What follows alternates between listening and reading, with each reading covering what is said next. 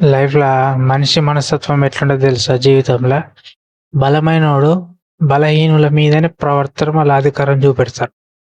ఎందుకంటే బలవంతుడు ఇంకో బలవంతుడి మీద చూపించేంత దమ్ముండదు. ఎందుకంటే ఒక నార్మల్ వ్యక్తి, ఒక గవర్నమెంట్ ఆఫీసర్ ఎవరైనా ఏ డిపార్ట్‌మెంట్ అయినా ఒక బలమున్నోడు పొలిటీషియన్ అండ ఉన్నోళ్ళ మీద వాళ్ళ బలం చూపెట్టరు. వాళ్ళ అధికారం చూపెట్టరు. ఎందుకంటే అది రివర్స్ అయితది. ఈళ్ళ లైఫ్ మీద ఎఫెక్ట్ అయితది. ఎందుకంటే ఒక మంచి పొజిషన్ ఉన్న వ్యక్తి అతనికంటే అధికంగా పొజిషన్ ఉన్న వ్యక్తితోటి దమ్ము లేదు పోరాడే. అంటే ఆ అధికంగా పొజిషన్ ఉన్న వ్యక్తి తప్పు చేసినా పర్లేదు గానీ, ఆ పర్సన్‌ని క్వెషన్ చేసేంత దమ్ము ఈ అధికారులకు ఉండది. ఎప్పుడైతే పేదవాళ్ళు తక్కువ సంపాదన కలిగి ఉన్న వాళ్ళ మీదనే ప్రతాపం చూపెడతారు. ఎందుకంటే వాళ్ళేం పీకరు అని వీళ్ళకి గుర్తు. అందుకే ఇలాంటి చాలా చర్యలు మన ఇండియాలో జరుగుతున్నాయి. అదే నువ్వు ఒక పొలిటీషియన్ సపోర్ట్ నుండి నువ్వు ఏదైనా పని కోసం వెళ్ళినావనుకో, పని పూర్తయితది. ఎందుకంటే అధికారులు ఆల్రెడీ తప్పుడు ప్రవర్తనతోటి తప్పుడు వ్యక్తుల్లాగా ప్రవర్తించే అధికారులు ఉంటే వాళ్ళు పొలిటీషియన్స్‌కి భయపడతారు. ఎందుకంటే ఎక్కడ వాళ్ళ ఉద్యోగం పోతదని. కానీ తప్పు చేయని వ్యక్తి, నిజాయితీపరుడు అంటే అన్నీ ఎదుర్కొని చిన్న స్థాయి నుంచి కష్టపడి అన్నీ ఎదుర్కొన్న వ్యక్తి మాత్రం లంచం తీసుకోడు, తప్పును ఓర్వడు. అలాంటి వ్యక్తి మాత్రం డబ్బున్నవాడొచ్చిన ఏ విధంగా చూడాల్సో ఆ విధంగా చూస్తాడు. అండ్ డబ్బున్న వాళ్ళొచ్చిన ఒక తీరు చూస్తాడు. డబ్బు లేని వాళ్ళని కూడా ఒక తీరు చూడడం జరుగుతది. కానీ ఇది చాలా సార్లు ఎందుకంటే డబ్బు లేని వాడికి ఉద్యోగం రావడం మాక్సిమం చాలా కష్టం. అచ్చిందనుకో వాడిని బతకనీయడం కూడా చాలా కష్టం. వాడు సర్వైవ్ కాలేడు. ఎందుకంటే ట్రాన్స్‌ఫర్‌లు, సస్పెండ్‌లు ఇలాంటివి జరుగుతాయి. ఎందుకంటే వాడు రూల్స్ మాట్లాడతాడు కాబట్టి అట్లా. అదే నువ్వు లంచం తీసుకుంటే బతికినావనుకో నువ్వు ఇండియాలో హాయిగా బతకచ్చు. కరెక్ట్ ఆఫీసర్ తగిలేదాకా ఇలాంటి సిట్యుయేషన్‌లు అయితాయి. మనిషి మనస్తత్వం చెప్తున్నా కదండీ! అందరు మనుషులు ఒకే తీరు ఉండరు. ఎవరైతే డౌన్ నుంచి కింది స్థాయి నుంచి కష్టపడుకుంటా ప్రాబ్లమ్స్ ఫేస్ చేస్తూ డక్కముక్కి తిని దాంతో పాటు ఇంట్లో ఫ్యామిలీ ప్రాబ్లమ్స్ ఎదుర్కొంటూ చాలా ప్రాబ్లమ్ ఫేస్ చేసుకుంటా వచ్చిన వాడు ఆఫీసర్‌గా అయిండనుకో ఆ వ్యక్తి డబ్బు ఉన్న వాళ్ళని ఒక తీరు, అట్లా డబ్బు ఉన్న వాళ్ళని ఒక తీరు, డబ్బు లేని వాళ్ళని ఒక తీరు చూడడు. అందరిని ఒకేలాగా చూడడం జరుగుతుంది. అందరూ మనుషుల లెక్క చూడడం జరుగుతుంది. ఎందుకంటే తను చిన్న స్టేజ్ నుంచి వచ్చిండు కదా! ఎవడైతే హై క్లాస్‌గా అహంకారంతో ఉంటాడో వాడు మాత్రం డబ్బున్న వాళ్ళని ఒక తీరు చూడడం జరుగుతది. డబ్బు లేని వాళ్ళని ఒక తీరు చూడడం జరుగుతది. సో నేనేమంటున్నానంటే మీరెవ్వరైనా ఇలాంటి సిట్యుయేషన్ వచ్చిందనుకో సక్క వీడియో తీసి సోషల్ మీడియాలో అప్లోడ్ చేయాలి. అంతే, అంతకుమించి ఏం లేదు. ఎందుకంటే ఒక అధికారి మన పని పూర్తి చేయడం లేనప్పుడు వెంటనే మీ ఫోన్‌ని లేకుంటే వీడియో తీసుకుంటా అది స్పై కెమెరా పెట్టి తీయిరి. ఎందుకంటే అందరు అధికారులు మంచోళ్ళని లేరు. అందరు అధికారులు లంగలని కూడా చెప్పలేం. ఎందుకంటే ఎలాంటి అధికారులు ఏ విధంగా పని చేస్తుర్రు అనేది పబ్లిక్ చూడాలి కదా! ఎందుకంటే ఇప్పుడు నీ దగ్గర డబ్బున్నది కాబట్టి నువ్వు నీ పని పూర్తి చేయగలుగుతున్నావు. డబ్బు లేని వాళ్ళు ఏ విధంగా పని పూర్తి చేయగలుగుతారో చేయలేరు కదా!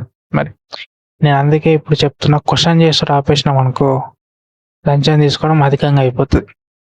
సో అట్లా. ఇప్పుడు నువ్వు ఏ డిపార్ట్‌మెంట్‌కైనా ఎళ్ళు. పని సక్రమంగా జరిగిందనుకో ప్రాబ్లమ్ లేదు. సక్రమంగా జరగకపోతే అక్కడ వీడియో తీయు. వీడియో తీసి సోషల్ మీడియాలో అప్లోడ్ ఎయ్యి. ఏం కాదు. ఆడికి రిమార్క్ పడాలా, సస్పెండ్ కావాలైతే జాబ్ అన్నా పోవాలి. అయితే నాకు బుద్ధి వస్తది, లేకుంటే రాదు. మరి ఆ వ్యక్తి లంచం తీసుకోవాలా, అధికంగా ఎదగాలనుకుంటే నువ్వు బిజినెస్‌లో దిగు. బిజినెస్‌లో దిగి బిజినెస్‌ని ఏ విధంగా చేయాలో ఆ విధంగా చెయ్యి. డబ్బు అధికంగా కావాలంటే నువ్వు చక్కగా వేరే దేశంకన్నా వెళ్ళిపో. మరి ఈడ నువ్వు నీకు వచ్చిన జీతం సరిపోతలే. ఒక్కొక్కడికి జాబ్ లేక చాలా మంది అల్లాడిపోతుర్రు స్టూడెంట్స్. నీకు జాబ్ వచ్చింది. జాబ్ వచ్చినప్పుడు జాబ్ సరిగ్గా చేయనప్పుడు ఏంటి నీకు ఫుడ్ ఎట్టా పోతదిరా నీకు? అమాయకులని, పేదవాళ్ళని వాళ్ళ యొక్క డబ్బుల్ని లంచం రూపంలో తీసుకొని నువ్వు ఎట్లా హ్యాపీగా ఉంటున్నావు? ఇట్లా చేసినావనుకో ఒక్కొక్కడు మొండివాడు ఉంటాడు. వాడు ఏం చేయాలో అది చేస్తాడు. ఎందుకంటే నేను బతకనియ్యకపోవచ్చు. ఎందుకంటే అందరూ మంచోళ్ళు ఉండరు. ఒక్కొక్కడు క్రాక్ గాడు కూడా ఉంటాడు. వాడు ఏం చేస్తాడంటే డైరెక్ట్ చంపచ్చు కూడా. ఎందుకంటే వాడు ఫిక్స్ అయి ఉంటాడు, నేను జైలుకి పోతాను ఫిక్స్ అయి ఉంటాడు వాడు ఎట్లయినా. ఎందుకంటే పనులు సరిగ్గా అయితలేవు, టార్చర్ అనుభవించి అనుభవించి అనుభవించి ఆడు నెత్తి జరిగిపోతుంది. ఆడికి జరిగిపోగానే ఆడు ఏం చేస్తారు, చక్క ఇక ఎటు చూడాడు, ఇక మర్డర్ డైరెక్ట్. సో అట్లుంటారు అందరూ. చెప్పిన కొద్దీ ఎన్నుకుంటా ఓడు ఉండరు, ఒక్కొక్కడు క్రాక్ గాడు ఉంటాడు. అలాంటి వాడు తలిగేదాకా అధికారులు బీ కేర్ఫుల్. అలాంటి వాడు తలిగిననుకో ఎవరు ఏం చేయలేరు, ఎందుకంటే ఆడు ఫిక్స్ అయిపోతాడు, ఎట్లయినా నేను జైలుకి వెళ్ళిపోతా, శిక్ష అనుభవిస్తాయి. అలాంటి వాడు ఏం చేస్తాడు, నీ పానం తీసుకొని పోతాడు అంతే, అంత మించి ఏం చేయడు. ఎందుకంటే మనిషి ప్రాబ్లం ఫేస్ చేసి ఫేస్ చేసి ఫేస్ చేసి జీవితం మీద విరక్తి ఉట్టుకొచ్చింది అనుకో, లాస్ట్ ఆప్షన్ అదే. వాడికి తెలుసు ఇలా చేయడం వల్ల శిక్ష లైఫ్ లాంగ్ ఉంటుంది, జీవితం అంతా నాశనం అయితే తెలిసి కూడా వాడు ఆ నిర్ణయం తీసుకుంటాడు. సో అధికారులు మీకు జీతం సరిపోకపోతే చక్కగా రిజైన్ చేసి బిజినెస్ పెట్టుకోరి, లేకుంటే వేరే దేశానికి వెళ్ళి ఆడైనా పని చేసుకోరి. అంతేగాని పేదవాళ్ళ రక్తం తాగద్దు అంతే. ఇప్పుడు నీకు జాబ్ వచ్చింది, మీ తల్లిదండ్రులు అంతకుముందు వాళ్ళ తల్లిదండ్రులు వాళ్ళు కూలి పని చేసుకుంటే బతికిన వాళ్ళే కదా, వాళ్ళు కూడా ఎంతో కష్టపడి ఎదిగి వచ్చిన వాళ్ళే కదా, మరి వాళ్ళని కూడా మైండ్లో పెట్టుకోవాలి కదా నువ్వు. అంతేగాని నువ్వు ఇట్లా లంచాలు తీసుకుంటా ప్రజలని హింసించడం కరెక్టా కాదు కదా. నేను వీడియో ఎవరి కోసం చేస్తారంటే ఎవరైతే లంచాలు తీసుకున్న అధికారులు ప్రతి డిపార్ట్మెంట్లో ఉన్నారు లంచం తీసుకున్న అధికారులు. ఎందుకంటే లంచం తీసుకొని పనులు చేస్తలేరు, అందరంటలే మ్యాక్సిమం ఉన్నారు, అందరంటలే మ్యాక్సిమం ఉన్నారు. ఎందుకంటే వాళ్ళు ఇప్పుడు నార్మల్ వ్యక్తి ఒక పేదవాడు పోయి నాకు న్యాయం కావాలన్నాడు అనుకో, వాడికి న్యాయం దొరకదు. అదే డబ్బు ఉన్నవాడు పోయిననుకో న్యాయం దొరుకుతుంది.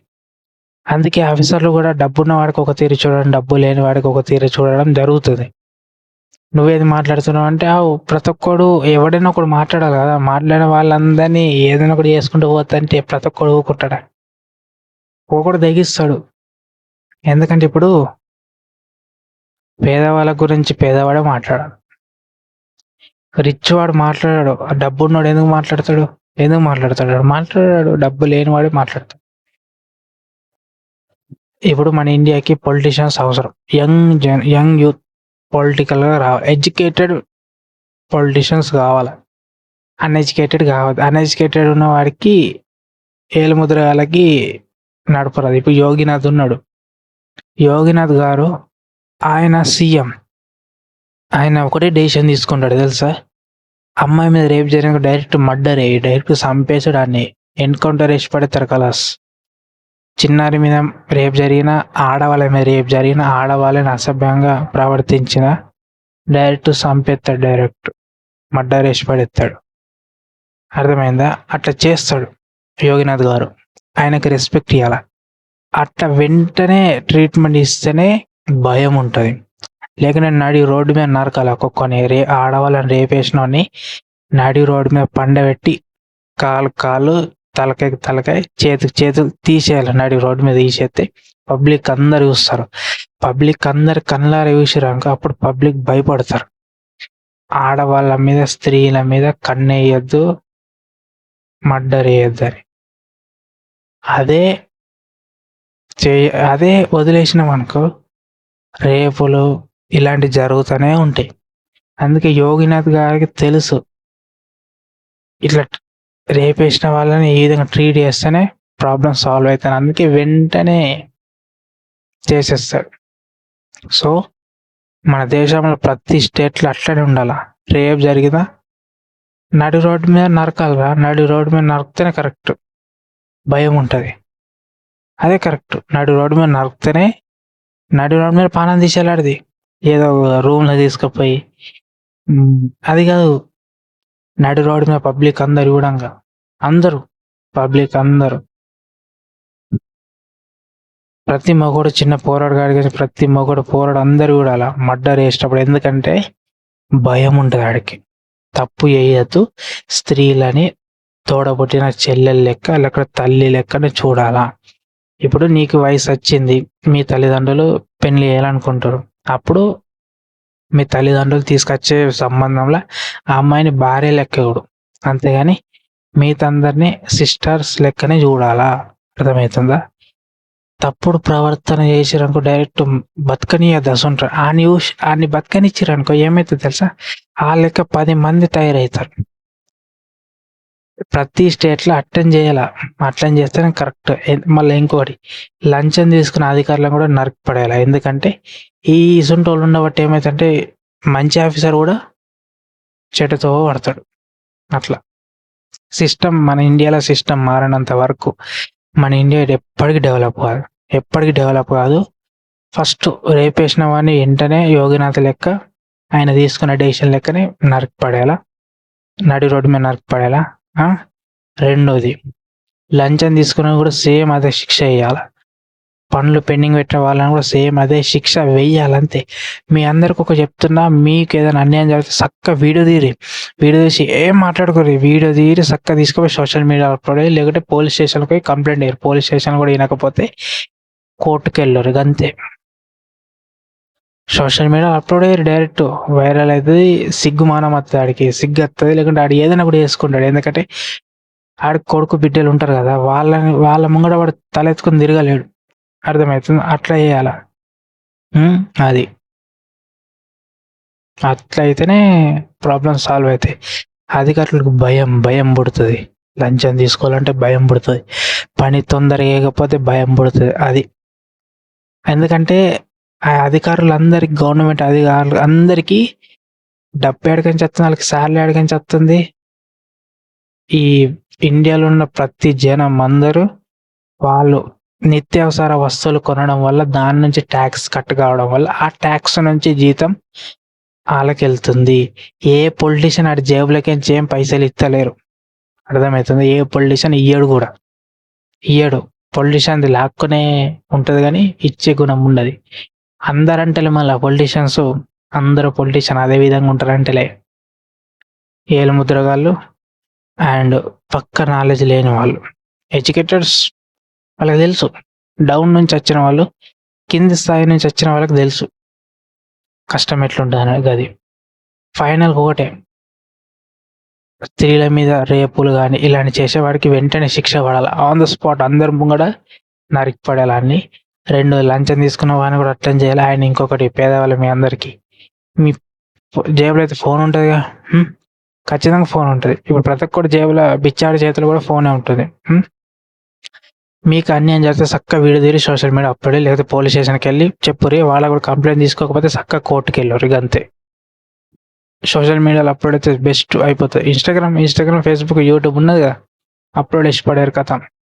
ట్యాగ్ ఏరి అక్కడున్న మీ ఏ స్టేటు, ఏ జిల్లానో అక్కడున్న పోలీసు వాళ్ళకి అందరికీ ట్యాగ్ వేసి పడేరి, మెన్షన్ చేయరు, కథ అస్ అయిపోతుంది. ప్రతి ఒక్కడు ఊగు మీద ఉన్నాడు మంచిగా, తెలుసా? సో అది బీ కేర్ఫుల్. భయపడితే బతకనియరు, భయపడితే ఎప్పటికి బతకనియరు. భయపడితే బతకనియరు, ముందే చెప్తున్నా.